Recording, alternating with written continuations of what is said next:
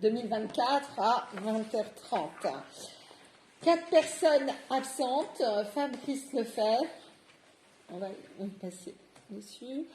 Nadège Bordereau, Aurélie Douville-Pinot et Christophe Piquoine, en l'occurrence. Pas de pouvoir, donc il nous faudrait un secrétaire de séance. Ah bah oui. Ah bah oui. Chantal est secrétaire de séance. Oui. Alors, point numéro 1, approbation du compte-rendu du dernier conseil municipal. Voilà. Alors, du jour, nous avions donc, c'était une convocation du 15 mars pour un conseil le 20 mars. Alors, du jour, donc, 2 délibérations sur les finances, l'une qui présentait le vote du compte de gestion, et la deuxième qui présentait et permettait le vote du compte administratif 2023. Également, alors, je vais quand même vous lire. Donc, absent Monsieur No qui avait donné pouvoir à Monsieur Beaupoux, Madame Bordereau, Madame Douville-Pinot et Monsieur Snoek qui avaient donné pouvoir à Madame Dubournet.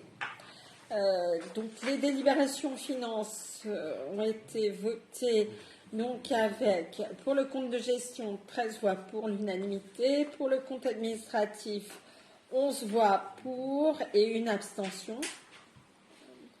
11, 12 et là 13. Il nous manque une voix, mais c'est normal, je suis sortie pour le compte administratif, donc c'est normal qu'il y ait une voix de moins. Il faut toujours recompter.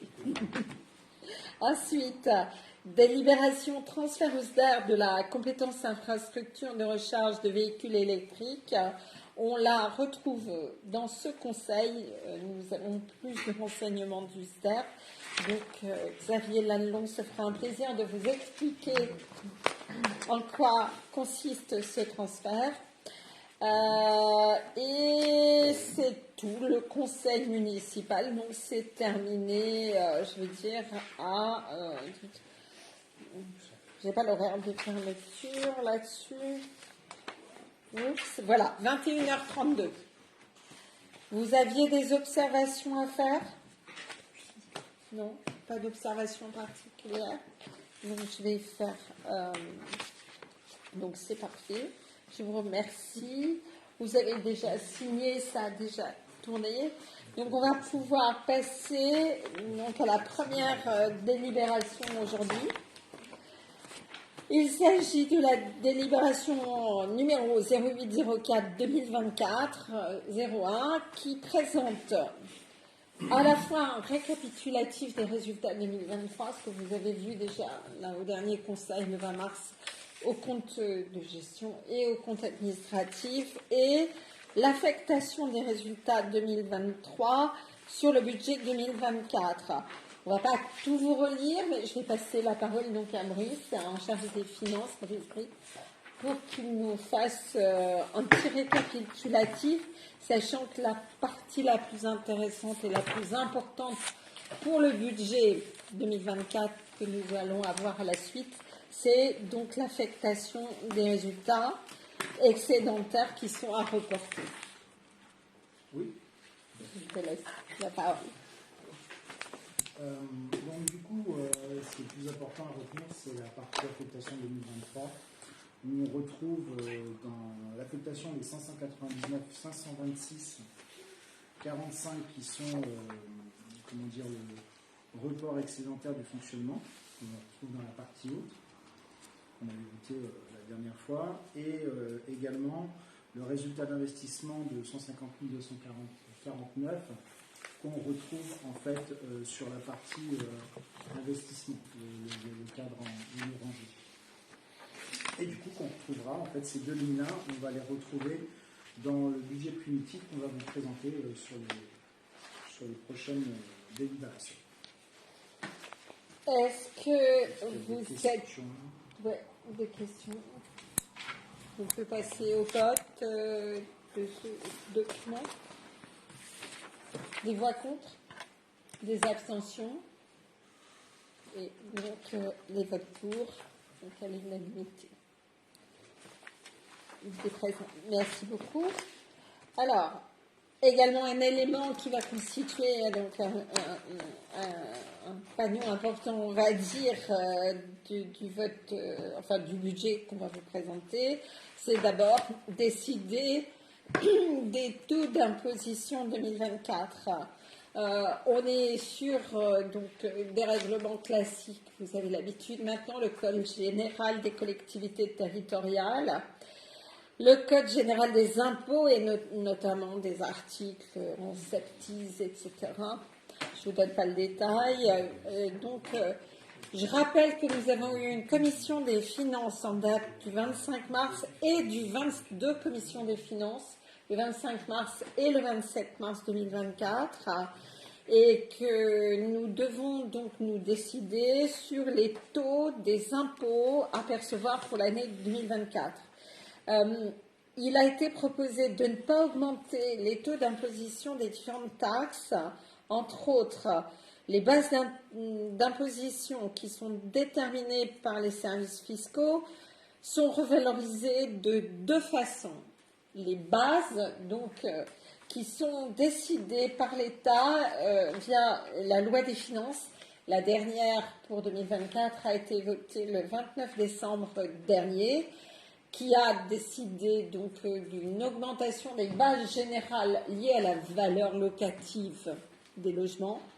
Et c'est l'État qui la décide en tenant compte évidemment des hausses de l'inflation.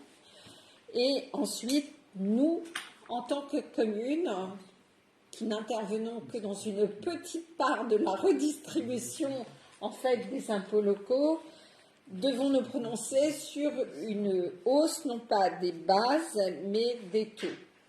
Bon. Pour rappel, depuis 2021, le taux de la taxe foncière sur les propriétés bâties cumule les anciens taux communaux et départementaux de façon à compenser la disparition de la taxe d'habitation pour les propriétés principales. Nous avons encore une taxe d'habitation pour les résidences secondaires qui, depuis 2023, existe. Les communes et les EPCI la votent à nouveau, uniquement donc pour les résidences secondaires, qu'elles soient louées à l'année, qu'elles soient... Alors, par contre, il y a également une autre taxe qui est une taxe d'habitation qui est sur les logements vacants. Donc là-dessus, c'est assez important. La composition de l'ensemble des taxes et des paiements est toujours très complexe pour le grand public, nous-mêmes. Il faut toujours à chaque fois reprendre sa feuille d'imposition.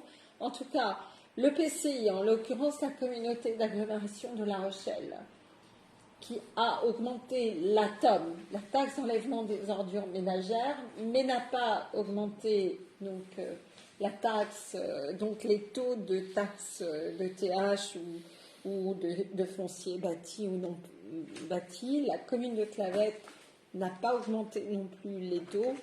Nous avons quand même, malgré tout, de par l'augmentation des bases par l'État, une hausse de toute façon sur nos propriétés foncières bâties et non bâties. Donc, est-ce qu'a priori vous êtes d'accord, comme nous l'avons vu en commission des finances, pour ne pas augmenter les taux pour la commune de Clavette?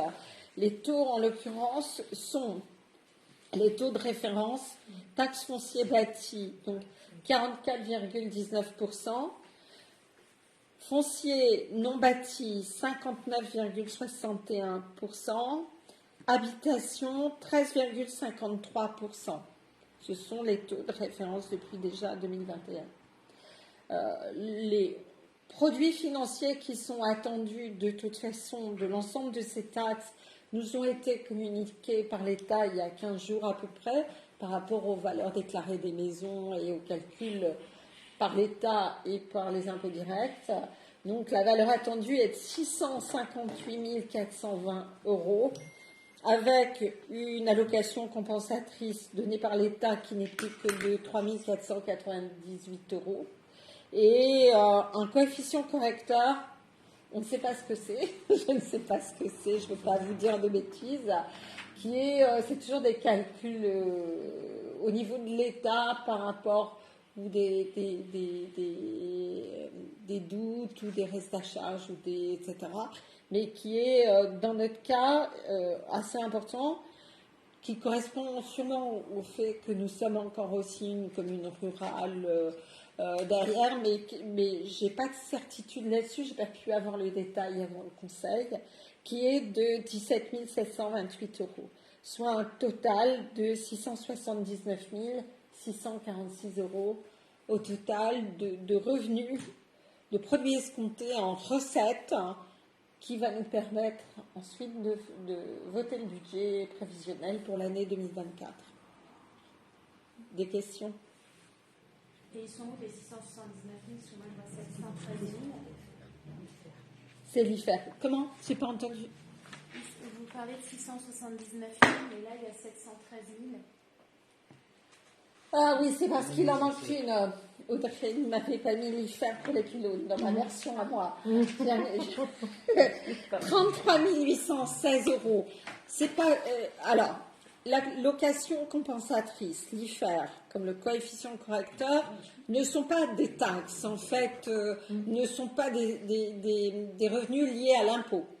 Ce sont des prélèvements qui sont des prélèvements, on va dire, de location, enfin, que paye justement pour les pylônes, donc les lignes à très haute tension, donc que paye l'État pour autoriser à la commune de Clavette pour avoir autorisé les pylônes et le fait de faire passer 3 lignes à très haute tension donc sur la commune. Et c'est 33 816 euros. C'est dans le même chapitre, mais c'est pas au même article. Oui, c'est dans le même chapitre, c'est pas au même article. On aurait même pu vous faire l'impasse de ces revenus-là, mais on a voulu tout vous donner.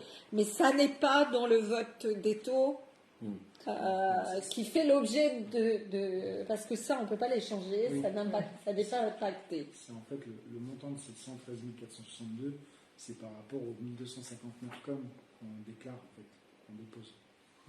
C'est pour ça que le montant total recul, c'est celui-ci. Voilà.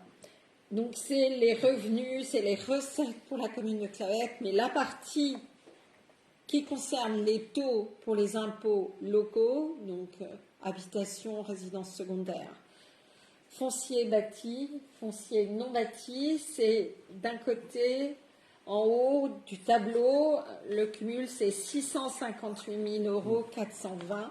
C'est là-dessus que je vous demande de vous prononcer pour me donner l'autorisation de ne pas augmenter les taxes pour l'année 2024. Vous avez des questions? Donc, on va passer au vote. Des votes contre? Une recette? Des votes pour, évidemment. Merci. Donc, voilà. Je vais passer la parole à Chantal, qui va présenter le vote des subventions aux associations pour l'année 2024. Est-ce qu'il faut que je sorte? Parce que je ne participerai pas au vote, voyant la position de ma femme dans la... Ah oui, en tant que... dans ce cas-là, vous êtes tous les deux... Oui. Oui, on va le marquer dans le procès-verbal. Il est préférable, compte tenu effectivement de votre proximité avec l'association, de ne pas participer au vote et de pas... Après, ils ne sont pas obligés de sortir. Oui, ils n'étaient pas obligés de sortir. L'année dernière... Oui.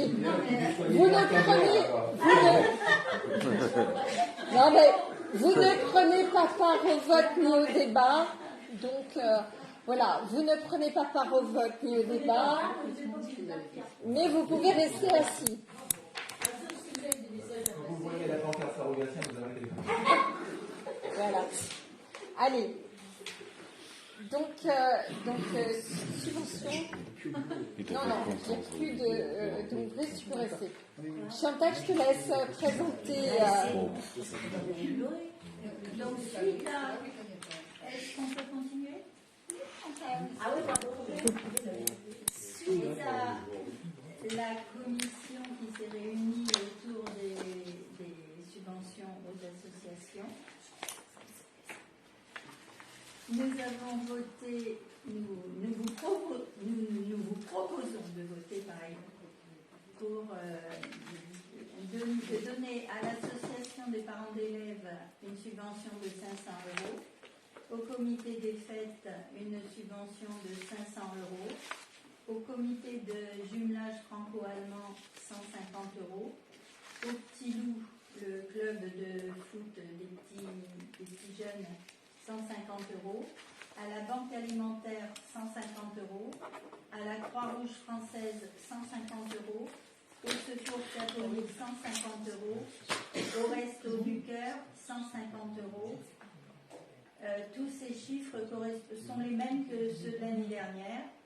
Et nous proposons également à l'association de Daniel Bernard 80 €. Monsieur Daniel Bernard qui est intervenu pour une soirée autour du vin et des arts, qui ne s'est pas fait rémunérer mais qui demande à ce qu'on offre 80 €, qui souhaite qu'on donne 80 € à une association à but non lucratif et social. Très bien. Des questions? Non. Il n'y a pas de changement à part cette association supplémentaire, mais qui correspond à une manifestation qui a eu lieu donc, au niveau de la commune. Donc, je pense que vous êtes d'accord. Il manque une association qui n'a pas donné les règles pour ces associations ont été respectées. Une seule, c'est l'ACA, c'est l'association de chasse de Clavette, qui n'a pas donné ses dossiers, ses documents, qui n'a pas fait de demande de subvention ni de compte rendu et qui n'a pas rempli le dossier que nous leur demandons de signer, la charte en fait d'engagement pour la commune. À l'exception des 2, 4, 5, des 5 banques alimentaires, Croix-Rouge, Secours catholique, Resto du Cœur, enfin ces 4-là, qui sont des associations nationales et qui donc déposent des dossiers nationaux à qui nous ne demandons pas de faire des animations sur la commune, même si elles peuvent participer à l'occasion d'une fête. Le Secours catholique peut faire des fois des ramassages de produits ou autres, ou à la sortie des magasins. Pour autant, on ne leur demande pas une activité sur la commune. Les autres ont signé une charte pour participer d'une façon ou d'une autre à des animations communales. Sylvie, est-ce que ça a un lien avec le document que j'ai en main là, qui est daté du 22 mars? C'est la contribution financière Banque alimentaire, participation des communes. Oui. Est-ce que ça a un lien avec ça? Oui, tout à fait. D'accord. Tout à fait. C'est complètement la banque alimentaire. Ça fait maintenant plusieurs années qu'on l'a mis dans la liste avec les subventions. Et il faudra que tu redonnes le document à Audrey et que vous voyez ensemble. Ça sera envoyé avec une réponse en faisant référence au vote d'aujourd'hui et avec le montant qui va leur être versé. Ouais. En règle générale, toutes ces associations nous demandent annuellement une subvention. C'est pour ça que tu as reçu celle-là. Voilà. D'autres questions? On peut passer au vote. Est-ce que vous êtes d'accord? Des votes pour? Tout le monde à l'unanimité. Donc, ok, pas de souci. Alors, on peut rappeler. Je vais aller chercher au calvaire. On peut aller chercher.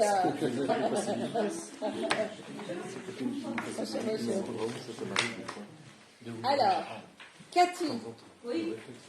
ça va être à toi de nous présenter la délibération par rapport au vote de la subvention du CCAS, donc comité d'action sociale de la commune de Clavette pour 2024 avec la liste des animations qui vont être proposées dans l'année, sachant que cette subvention va être annexée au BP qui sera présenté tout à l'heure.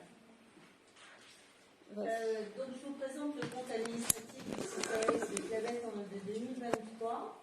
Donc nous avions en section du fonctionnement un montant de 5 375,76 des recettes correspondant à 2298,42 et des dépenses à 3077,34, soit un résultat d'exercice. Attendez, non, je me trompe, excusez-moi de ligne. Les recettes à 5375, excusez-moi. Les dépenses à 2298,42, soit un résultat d'exercice à 3077,34. Nous avions un report de 2022 de 824,24 €, soit un résultat cumulé de la section de 3901,58. Les dépenses qui sont prévues au CCAS pour 2024. Donc on a le repas des aînés de 2023 de 2401,58 qui sera payé en 2024. Oui, enfin, Parce qu'il y a eu un problème informatique. Voilà. Mais c'était déjà prévu dans le budget. Mais ça sera payé en 2024, plus celui qu'on a prévu largement pour 2024, qu'on a fixé à 4 000 €, qui sera largement, un budget largement prévu pour 2024. Au cas où. Ça augmente. Voilà. De l'animation pour 1 000 €. 2500 € de sophrologie, en sachant que nous allons avoir de l'aide du département, bien entendu. Et il est bien entendu, comme les autres années précédentes, puisqu'on a demandé des ateliers de sophrologie, cette année, à nouveau, on attend la réponse. Ça passe en commission. Il est bien entendu que nous ferons ces ateliers si nous avons la subvention. Si nous n'avons pas de subvention, il est convenu entre nous depuis 3 ans, et ce sera la 3e année, que nous ne ferons pas les ateliers. Ou de réduire le nombre Ou de d'ateliers réduire le nombre d'ateliers. Mais déjà, on réduit, puisque à la base, c'est 10 ateliers, et là, on réduit à 6 pour rentrer logiquement dans le budget qui est prévu, enfin, dans la subvention. On prévoit une contribution solidaire du CCAS La Jarrie, donc à 300 €, plus l'URSSAF, 200 €, soit un total de 10 401,58. Le besoin financier global est de 6 500 €. Il est décomposé comme suit. 3 901,58, ce que vous aviez ce que je vous ai présenté en première intention. 3 901,58 qui est le résultat cumulé de 2023. 2 500 € de subvention du département pour les cours de sophrologie. Donc c'est pour la raison pour laquelle je vous ai dit que si on n'avait pas, on ne ferait pas. Et recettes provisionnées pour le BP 2024 de Clavette de 4 000 €. Soit un total de 10 401,58. de recettes par rapport aux dépenses Voilà, précédentes. c'est ça. Donc je vous Pour demande équilibrer. de bien vouloir attribuer 4 000 € de subvention au CCAS pour l'année 2024. Est-ce que vous avez peut-être des questions? Est-ce que c'est clair pour vous ou pas? Non, mais... On leur a donné combien l'année dernière? Je crois que c'était 4 000 aussi l'année dernière. Hein. Oui, c'était dans le même montant. Oui, un peu plus, c'est ça. Ouais. 4 250, dit Audrey. Voilà. Donc là, c'est un peu Et moins. comme on a de l'avance, on s'est dit 4 000 €, plus le repas des aînés qu'on a largement... on a vu à la hausse en sachant qu'on ne sait pas ce que ça va nous coûter, combien il y aura de personnes et autres. Ouais, c'est un Donc budget voilà, positif. c'est pour ça que De toute façon, je ça me demande dépend, si c'est vous rempli. êtes d'accord pour que cette année, on attribue 4 000 € de subventions au CCAS. Des votes contre? Des abstentions? Des votes contre? Je vous remercie. Donc, Donc demain, il y aura lieu d'ailleurs le conseil d'administration du CCAS. On pourra donc faire un retour à nos collègues. Voilà. donc maintenant que nous avons réparti les résultats, décidé des taxes, décidé des financements aux associations, au CCAS et tout, Nous pouvons passer donc sur le budget primitif. Je pense que Brice, ça ne vous dérange pas de le présenter? Non. Ça va. Donc, je vous donne la parole. Merci. Donc, du coup, au niveau des recettes de fonctionnement, donc on retrouve au niveau de la proposition par contre, du BP 2024 l'excédent de 599 526 45. Ensuite, nous avons au niveau des atténuations de charges 5 000 euros. Au niveau des produits, des services domaines et ventes diverses, 91 500 euros. En impôts et taxes, donc 801 462. En dotation, en subvention et participation, 75 000 euros. En autres produits de gestion courante, 7 500 euros. Ce qui nous donne un total de gestion des services de 981 462 euros. Pas de produits financiers, pas de produits exceptionnels et pas de reprise de provisions semi-budgétaires. Donc, ce qui fait que le total des gestions de services de 981 462 euros plus l'excédent de fonctionnement reporté de 599 526,45 nous donne un montant total de recettes de fonctionnement d'1 579 988,45. Ensuite, ce que je n'ai pas précisé en fait sur le compte rendu, c'est qu'au niveau des charges à caractère général, on est reparti en fait sur comment dire une mesure de prudence sur le coût de l'énergie. Donc, au niveau des charges à caractère général, au BP 2023, on avait 367 855. Du coup, dans les comptes administratifs de 2023, on est à 272 298,16. Là, on repart en fait sur une proposition à hauteur de 484 812,87. Ensuite, au niveau des charges de gestion de personnel et frais assimilés, on a au BP 2023 466 881. Au compte administratif 2023, on a 441 652,71 et il est proposé au niveau du BP 517 180 euros. Donc à l'intérieur, au niveau des charges de personnel, il y a encore des besoins. Il y a des besoins et il y a aussi des risques de maladie, de remplacement. Et également, il y a aussi un petit peu une bascule entre les personnels titularisés et non titularisés. Au niveau des atténuations de produits, au BP 2023, on avait 9 253 euros. Au compte administratif, on était à 7 757 euros. Donc, du coup, on propose pour 2024 9 740 euros. Au niveau des atténuations de charges, pas du tout, des autres charges de gestion courante, au BP 2023, on a 148 490,76. Il a été réalisé 135 546,54. Et du coup, on remet en proposition au BP 2024 154 620 euros. Ce qui fait qu'en total de gestion des services, on est à 1 166 152,87 contre au BP 2023 992 479,76.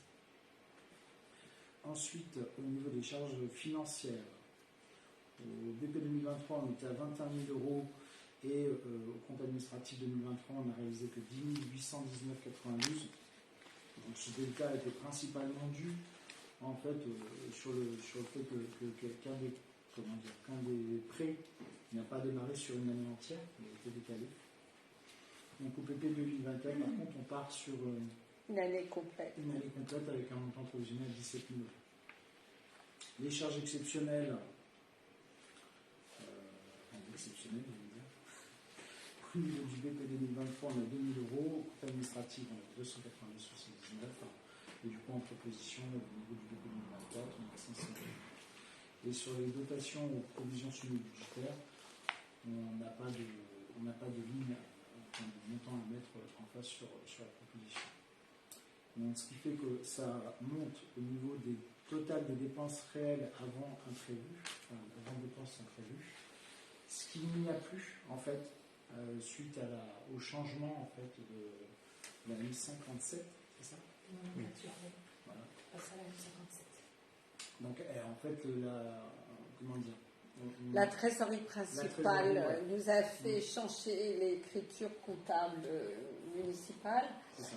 Et nous avions, dans le passé, nous avons toujours eu à la fois sur le fonctionnement et à la fois sur l'investissement des dépenses imprévues qui étaient cette marge de sécurité, mais surtout qui nous permettait de rééquilibrer le budget entre les recettes et les dépenses. Nous avons des recettes importantes si on tient compte des excédents cumulés, puisque les excédents cumulés sont quand même de l'ordre de combien c'est 599 000 et quelques, voilà. Alors, sachant que sur cette ligne de dépenses imprévues qui était 75 000 qu'on ne peut plus mettre sur la proposition de BP 2024, on a quand même fait par mesure de prudence créé une soute qui est dans les charges à caractère général. Dans les 400. Je me demandais où c'était ça. Oui. Je comprends pas, je la vois plus cette soupe. Si. Le 25 mars et le 27 mars dernier, vous avez une commission des finances justement qui a parlé de ça, qui a parlé du fait qu'on allait 90 000, je crois. Ouais, plus. Ouais, 130, ouais. 130 000. Ben là, on peut mettre plus que. Les dépenses imprévues étaient plafonnées. Et dans le passé, on avait un pourcentage maximum qu'on ne pouvait pas dépasser. La soulte nous permet de. Bon, comme on a quand même souvenez-vous, les deux commissions, il faut bien. Un budget est forcément toujours à l'équilibre.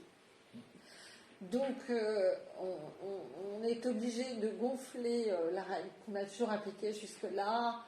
On minimise les recettes, mais on a quand même des recettes dont nous sommes sûrs, y compris les excédents budgétaires et tout. Donc, on ne peut pas minimiser. On a une obligation d'honnêteté au niveau du budget, de donner les vrais chiffres dont nous disposons au niveau du budget.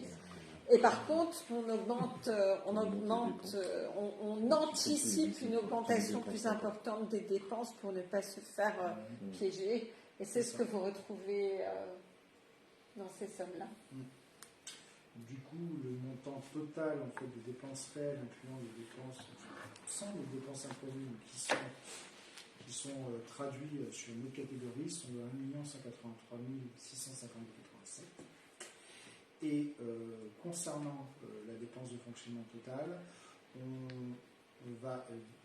vous propose en fait de virer à la section d'investissement 389 29,58 euros qu'on va retrouver en fait dans les recettes d'investissement.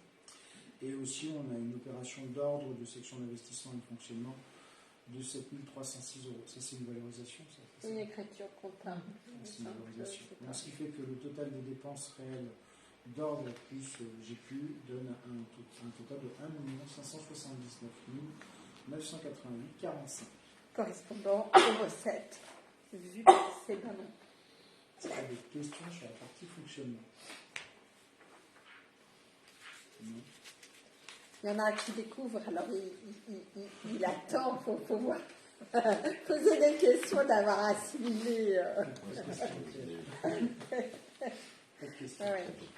Du coup, après, on est sur les recettes d'investissement. Donc, au niveau des recettes d'investissement, on a vu précédemment, l'excédent d'investissement reporté est de 150 240,49. Donc là, c'est ce qu'on a vu en préambule sur la présentation de l'application de résultats. On a déjà perçu une partie en fait, de la subvention concernant la charte paysagère pour 5 000 euros. Et au niveau des prêts, des emprunts à dette assimilée, pour l'instant, il n'y a pas de. Enfin, ce que je veux dire, c'est qu'on a déjà souscrit un prêt en 2023. Et sur 2024, on ne fait pas de proposition de souscription d'un nouvel emprunt. Tout simplement parce qu'en fait, les excédents qui ont été dégagés sur les années depuis le début du mandat, en fait, nous ont permis en fait, de se constituer en fait, un trésor de guerre, on va dire ça comme ça, qui qui vont en fait nous permettre de financer les investissements qu'on va vous présenter après. Au niveau des dotations de fonds divers et de réserves, on est à 65 000 euros. Dont nous sommes sûrs, on espère, je crois, les doigts qu'il y en aura plus, mais nous n'avons de garantie pour l'instant que 65 000. Oui.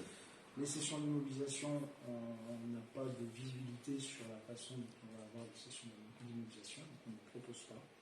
Ce qui fait que le total des recettes financières s'élève à 65 000 euros. Le total des recettes réelles s'élève à 70 000 euros. À ça, on rajoute en fait ce qu'on a vu dans les dépenses de fonctionnement, donc le virement à la section de fonctionnement 389 29,58, avec pareil une opération d'ordre qu'on a retrouvée aussi en dépenses pour 7 306 euros, ce qui fait un montant total en fait de recettes d'investissement et d'ordre de 466 335,58 et pour un total de recettes avant excédent de 616 576,07. Donc ça c'est le montant total. Qu'est-ce que j'ai dit? Avant, avec excédent. Ah, d'accord. Alors, que ça, c'est le montant total en fait des recettes d'investissement. Je voudrais simplement, pour ceux qui ont un petit peu d'ancienneté, vous faire remarquer que c'est le plus gros budget d'investissement que la commune de Clavette propose depuis 2014. Avant, peut-être pas, parce qu'il y a eu des gros travaux, il y avait eu des revenus liés à la vente du lotissement du tennis et tout. Et depuis 2014, cette somme va nous permettre de mettre l'accélérateur sur le projet de l'école et de pouvoir gérer en même temps le démarrage de Croixfort qu'on espère voir arriver cette fin d'année, sinon l'année prochaine. En tout cas, 600 000 euros, 616 000 euros, plus de 616 000 euros, c'est vraiment la garantie d'aller le plus vite possible pour réaménager l'accès à l'école, les travaux qu'il y a à faire derrière. Sachant que ce qui nous limite, ce qui va nous limiter, c'est pas le budget, parce que là on voit 616 000 euros, ça permet d'aller de l'avant. Il faudra quand même déposer des dossiers de subvention, donc ça il faudra un peu de temps pour les réponses. Et puis c'est aussi le fait que nous sommes une petite commune, que les services sont peu nombreux, que Patrick est tout seul à gérer beaucoup de choses. Donc nous allons essayer de lui associer le plus rapidement possible un cabinet ou de l'accompagnement pour aller le plus vite possible avec le CAUE, avec le département, les services du département, pour essayer de faire le plus vite possible pour cette nouvel accès à l'école, réaménagement du terrain Rousseau à côté. Voilà. Je voulais vraiment souligner ça parce que je suis contente nous rentrons dans le dernier tiers du mandat. Le vote de ce budget, c'est 2 ans avant, pile 2 ans avant les prochaines élections municipales. Il y a encore 2 ans de travail continué à faire avec les moyens de faire un travail intéressant pour vraiment le financement de ce qui est le plus important pour la commune dans les années qui viennent. Voilà. Je vais te laisser continuer sur les dépenses d'investissement, évidemment forcément à l'équilibre. Donc, au niveau des dépenses d'investissement, nous avons du coup en dépenses non individualisées une proposition à hauteur de 49 306. Donc à l'intérieur, c'est le parking de la Renaudière et création de trottoir et le parking au niveau de la Renaudière. Et j'ai à dire tout ça? Non, juste ces trois-là. D'accord. Réfection de voirie avec accès PMA en face de la rue. Non, c'est pas ça. Non, c'est une restriction du mur de la salle des fêtes et l'achat de toilettes sèches. Voilà, c'est ça. Ensuite, au niveau des équipements bureau informatique, on remet en fait à chaque fois au niveau de cet équipement-là 4 000 euros en proposition. Du coup, entretien de voies et trottoirs pour 42 100 euros, c'est en proposition. Vous avez au niveau du cimetière, il avait été donc mis au BP 2023 un montant de 26 000 euros. Il reste à réaliser 7 000 euros et du coup on remet 19 000 euros en complément pour avoir un montant total de 26 000 euros sur la partie du cimetière. Le matériel technique à hauteur de 12 000 euros. Les bâtiments scolaires du coup, à hauteur de 25 000 euros. L'immobilier, l'aménagement au niveau de l'école Pierre Péry pour 5 600 euros. Au niveau des achats de terrain à réserve foncière, donc on avait déjà 94 000 au compte administratif 2023, on avait consommé 42 534 euros, ce qui fait qu'en reste à réaliser, on les conserve pour 21 600 et on rajoute 13 400 euros, ce qui nous amène à un montant total de 35 000 euros. Au niveau des réfections de toiture bâtiments communaux, on est à 25 000 euros. Les achats mobiliers urbains pour 1 700 euros. Les défenses incendies pour 6 000 euros. Sécurité village, donc ça c'est de protection, pour 24 000 euros. Au niveau de Croixfort, donc du coup, on a remis, en fait, il y avait 150 000 euros, mais du coup, si vous vous souvenez bien, ce qui a été consommé, c'était pas sur Croixfort. Donc on a remis exactement le même montant à hauteur de 150 000 euros. Pour les plantations, on avait un reste à réaliser de 7 747,20 qui a été consommé là, sur le premier trimestre. Du coup, on remet encore au vote 12 252,80 €, ce qui monte à 20 000 euros. Au niveau de l'aménagement de l'école, 100 000 euros est proposé. Et l'achat paysagère à hauteur de 18 000 euros, où il y a déjà perçu la subvention de 5 000 euros, une partie de la subvention de hauteur de 5 000 euros. Ce qui fait qu'on est en total des dépenses d'opération d'équipement à 54 347,20 qui est le reste à réaliser qu'on a vu dans l'affectation. Et au niveau du BP 2024, 489 358,80, ce qui fait un montant total du BP 2024 à 543 706 euros. Au niveau des emprunts et dettes assimilées, donc ça c'est le remboursement du capital, des emprunts, à hauteur de 72 870,07 €. Il n'y a pas de participation et créance attachée et il n'y a plus de dépenses impayées. Donc, ce qui fait qu'en total des dépenses financières, on est à 72 870,07 €, ce qui fait un total des dépenses réelles de. Du coup, on retrouve les 54 347,20 du reste à réaliser de 2023, plus ce qu'on soumet au niveau du vote 2024 de 562 228,87, ce qui donne au niveau du budget primitif de 2024 616 576,07 €. Alors. Et du coup, voilà. Du coup, là, ce qu'on vous présente, en fait, c'est tout simplement la copie d'écran en fait, du logiciel comptable Andre sur lequel l'équilibre est présent. C'est l'extrait du logiciel comptable, vraiment, moi, c'est toujours très lisible, il faudrait résumer, mais ça correspond exactement au même chiffre. Mais c'est ce logiciel comptable municipal qui sert dans les échanges avec la trésorerie principale. Les chiffres qui vous ont été présentés sous des versions Excel, etc., sont en fait les mêmes qui alimentent ce logiciel comptable qui sert vraiment pour tout le fonctionnement avec la trésorerie et qui nous permet après de faire valider le budget aussi par la préfecture également dans les envois de documents. Et juste pour rappel, dans le compte rendu que je vous ai envoyé, vous aviez une petite colonne en fait avec les opérations qui étaient subventionnables. Voilà. Donc c'est toujours pareil, on continue comme ça. Sur les opérations qui sont subventionnables, on attend d'avoir l'accord de subvention pour pouvoir faire financer le projet.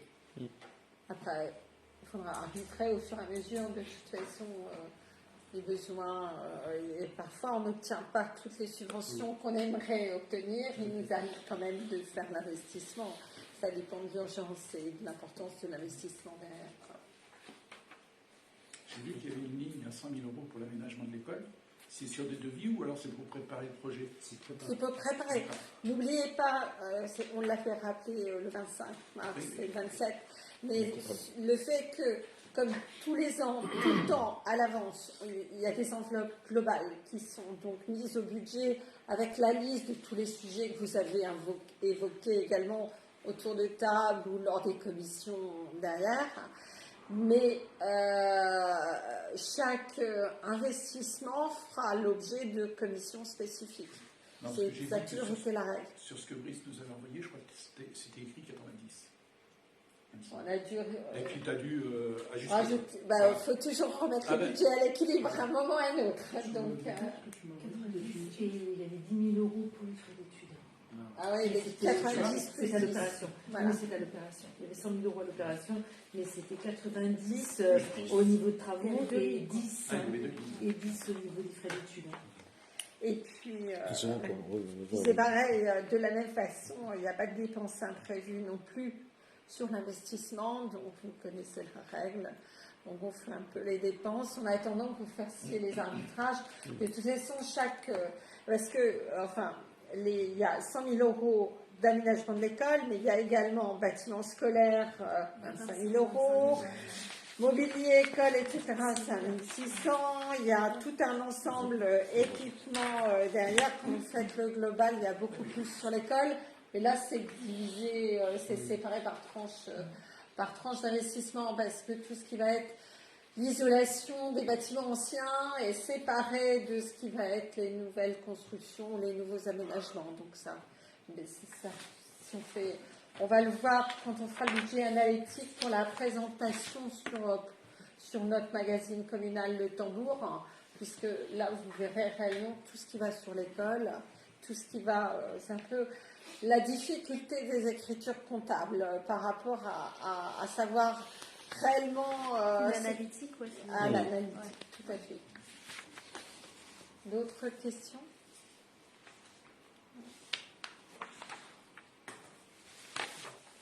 Est-ce qu'il y a des votes contre? Les abstentions? Les votes pour? Merci beaucoup. Je vais donner la parole à Nathalie. Voilà.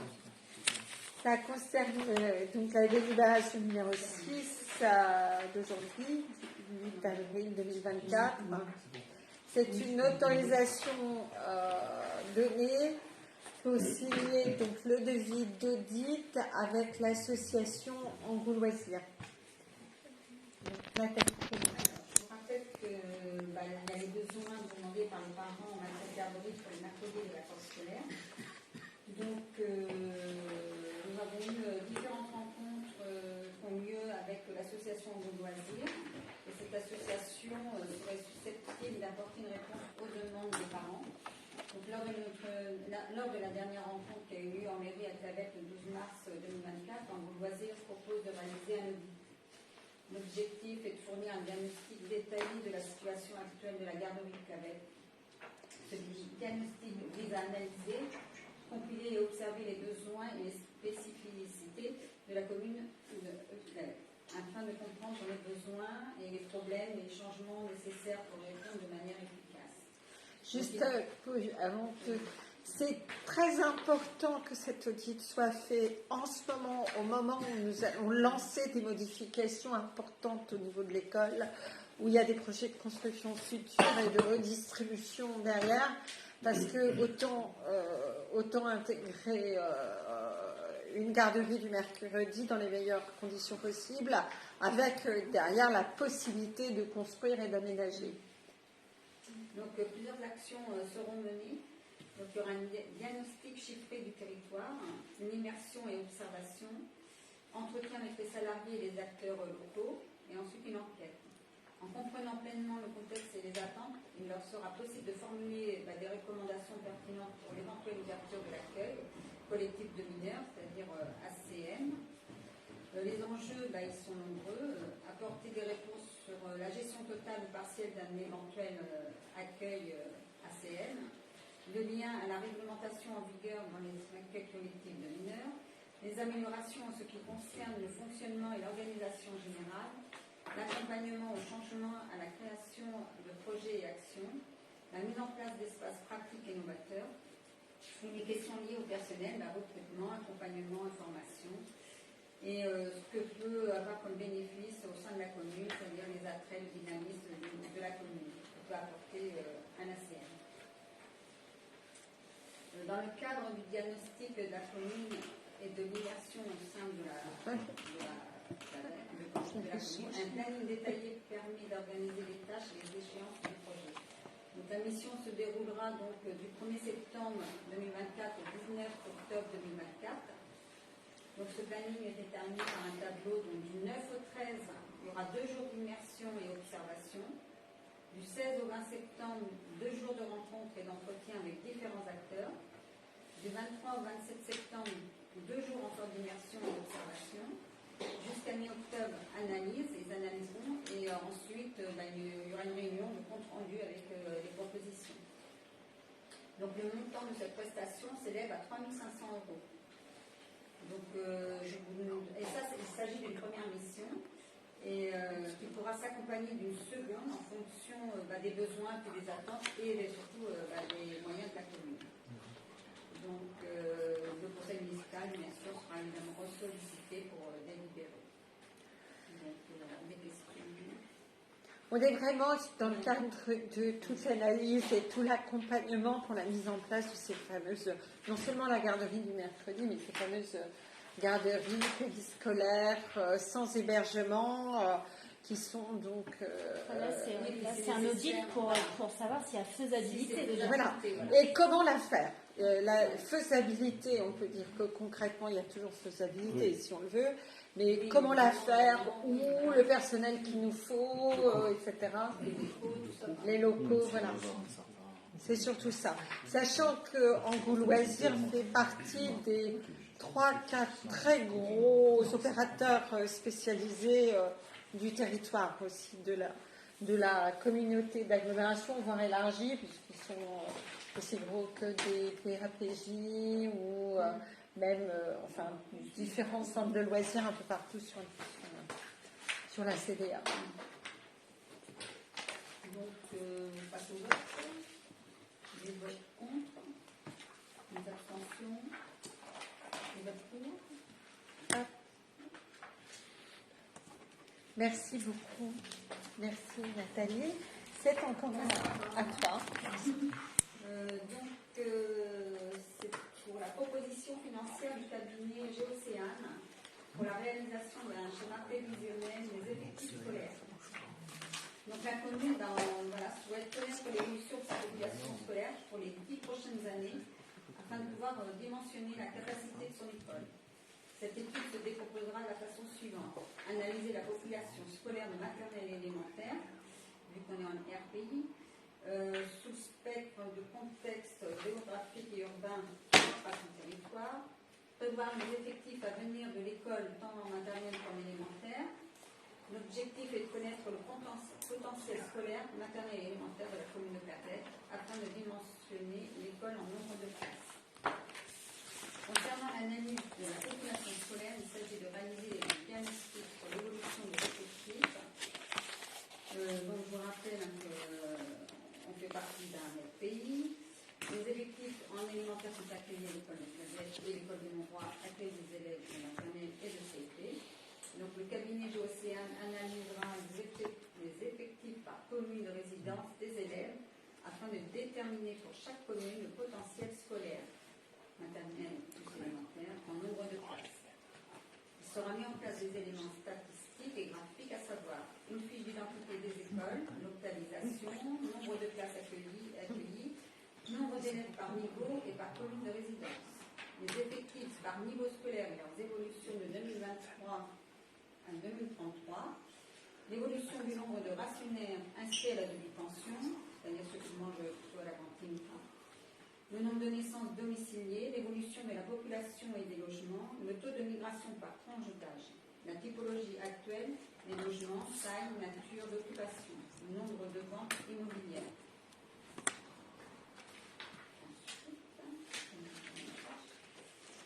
Concernant les objectifs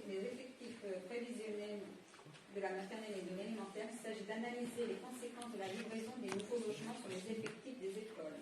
À cette fin, le cabinet établira un ratio du nombre d'élèves par nouveau logement spécifique par commune.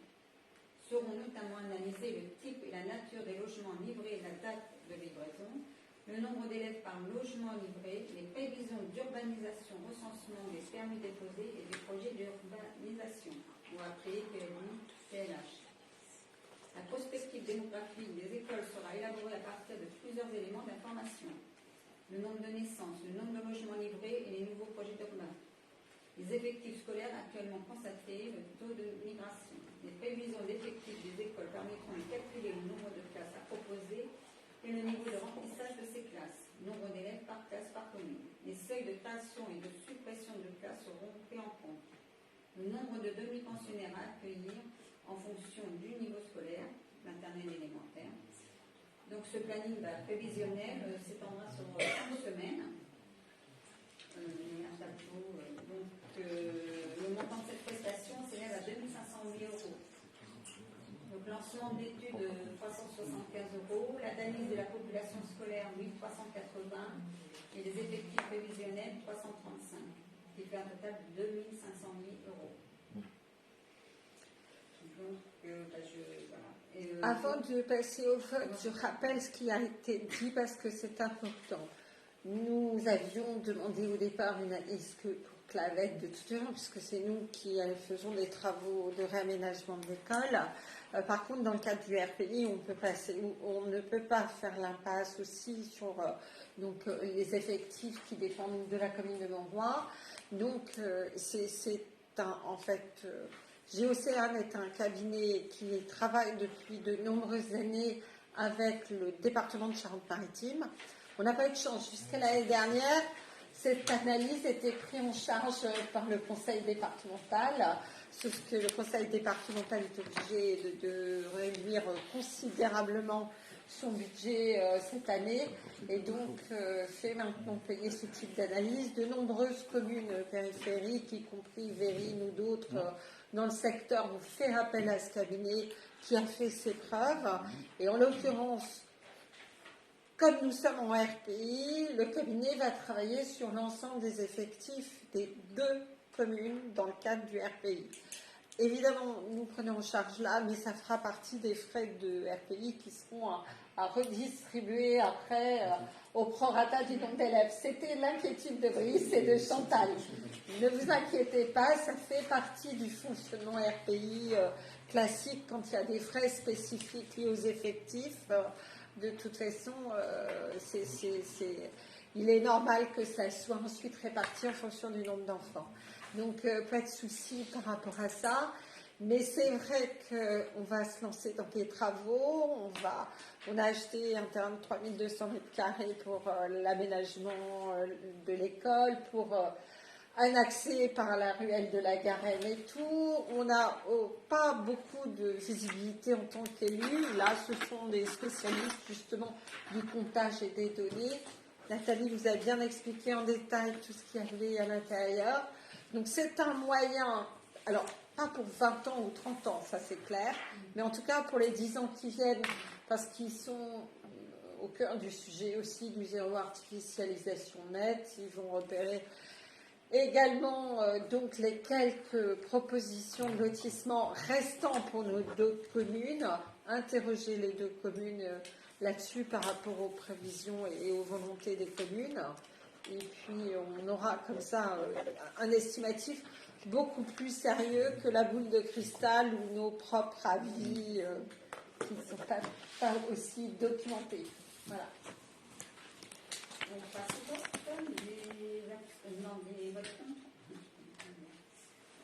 Les abstentions, des pour. Merci beaucoup. Alors, ça c'est fait et ça c'est fait. Alors, je donne la parole à Xavier Lalonde du transfert aux SBER de la compétence infrastructure de recharge des véhicules électriques, la délibération du dernier conseil que nous avions repoussé parce qu'on n'y comprenait pas grand-chose, à vrai dire. Xavier. Merci, je vais garder le meilleur pour la fin. Oui, donc délibération numéro 04 2024-08, transfert au SDER de la compétence infrastructure de recharge de véhicules électriques, autrement dit IRVE. J'avais déjà exposé donc ces différents paragraphes. Pour ceux qui n'étaient pas là, je vais le refaire. Vu le Code général des collectivités territoriales, notamment l'article L 2224-37 permettant le transfert de la compétence mise en place et organisation d'un service comprenant la création, l'entretien et l'exploitation des infrastructures de charge pour véhicules électriques et hybrides, rechargeables, aux autorités organisatrices d'un réseau public de distribution d'électricité visé à l'article L 2234-31 du même code. Vu les statuts du syndicat départemental d'électrification et d'équipement rural de la Charente-Maritime, le SDER, approuvé par arrêté préfectoral du 31 mars 2022, notamment l'article 2C relatif à la recharge de véhicules électriques et les articles 3 et 4 relatifs au transfert et à la reprise des compétences à caractère optionnel, respectivement. Considérant la délibération numéro B 2022-23 du bureau syndical du SDER du jeudi 30 juin 2022, relative au schéma directeur de l'IRVE, SDIRV, par laquelle le SDER décide d'élaborer un SDIRV à l'échelle de la Charente-Maritime. En gros, tu ne peux pas résumer à quoi ça consiste parce que... Bon, pour résumer, le SDIRV vise à élaborer une stratégie territoriale qui nous permettant de répondre efficacement à l'accroissement du besoin en charge dans les années à venir de la recharge des véhicules électriques.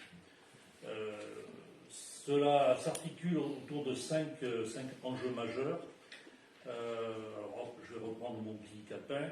Accompagner les collectivités et acteurs du territoire dans l'application de la LOM, de la loi d'orientation des mobilités. Permettre le passage à l'échelle et à la massification des mobilités bas carbone. Construire une collaboration entre le privé et le public pour un maillage équitable du territoire à moindre coût. S'inscrire en cohérence avec le projet de mandat du SDER et pérenniser ou redéfinir le réseau existant du SDER.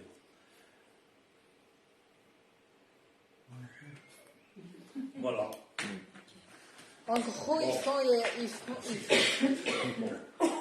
vraiment un schéma directeur du territoire. Voilà, en fait, ils créent un service pour aider les collectivités qui n'existaient pas, pour aider les collectivités à gérer en fait l'arrivée de bornes électriques.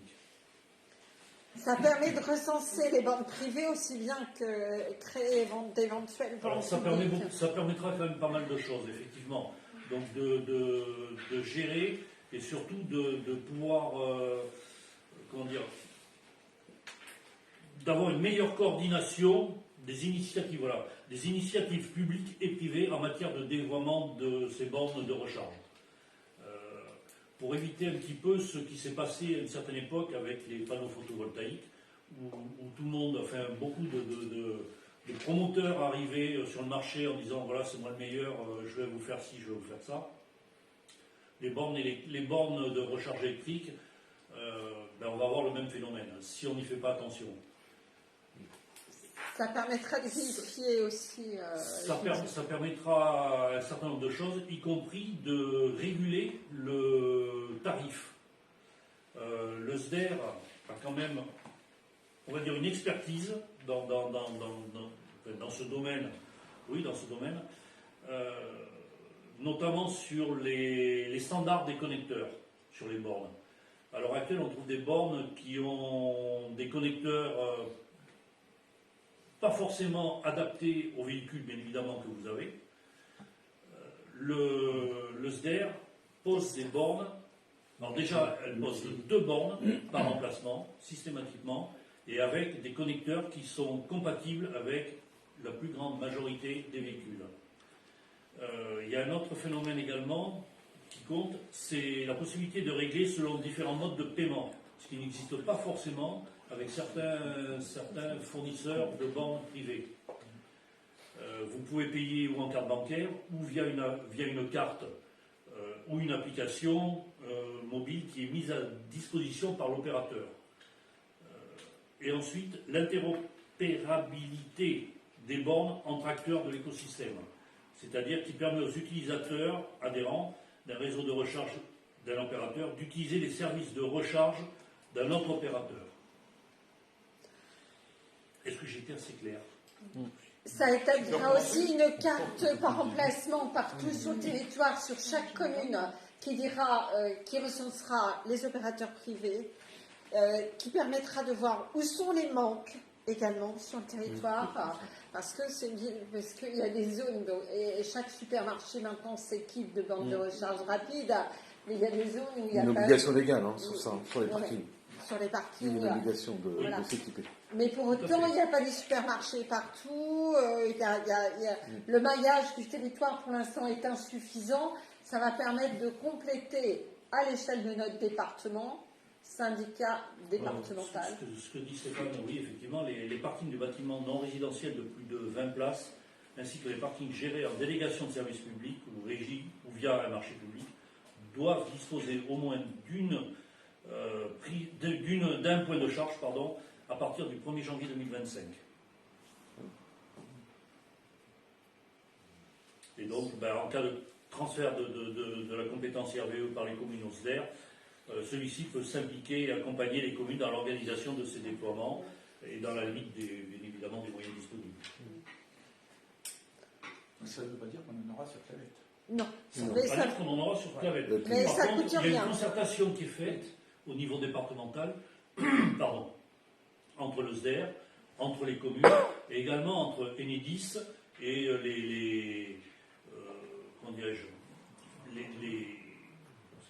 les concessionnaires, je ne veux pas dire institutionnels, mais les concessionnaires déjà implantés en France.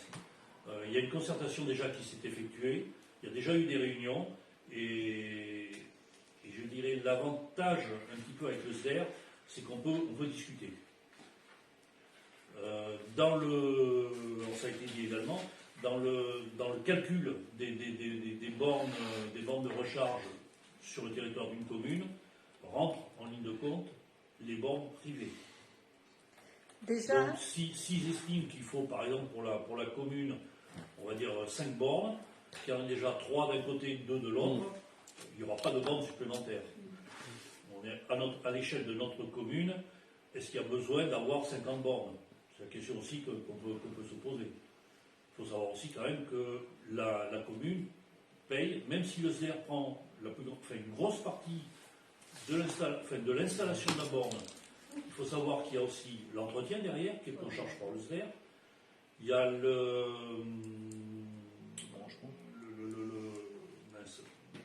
la consommation qui est prise en charge. Alors effectivement, ça ne rapporte rien à la commune, une borne. C'est un service, quoi. Pardon? C'est un service. C'est un service. C'est un service. Et surtout, on peut toucher une redevance d'occupation du domaine privé, du domaine public. Voilà. Alors, vous connaissez ce que rapporte.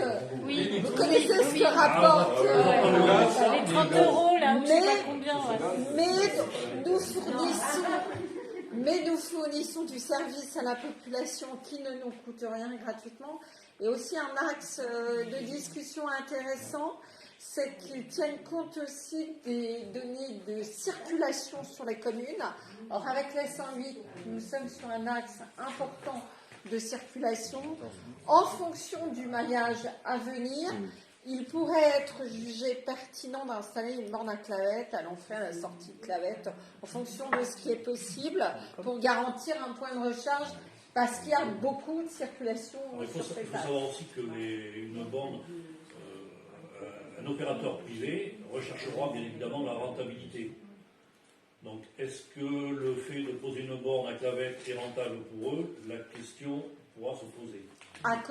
Plus facilement à côté des magasins. Le syndicat départemental d'électrification rurale n'a pas forcément le même questionnement. Je sais qu'ils ont installé certaines bornes qui ne sont pas forcément rentables, ou enfin c'est même sûr, ils perdent de l'argent dessus. Notamment, il y en a quelques-unes sur lesquelles ils ont une recharge, je crois, c'est tous les 3 jours. Donc clairement, c'est pas rentable du tout. Par contre, il se pose la question de savoir s'il la déplace pas. Mais le problème, c'est que la personne qui vient faire sa recharge tous les 3 jours, elle va le trouver de manque.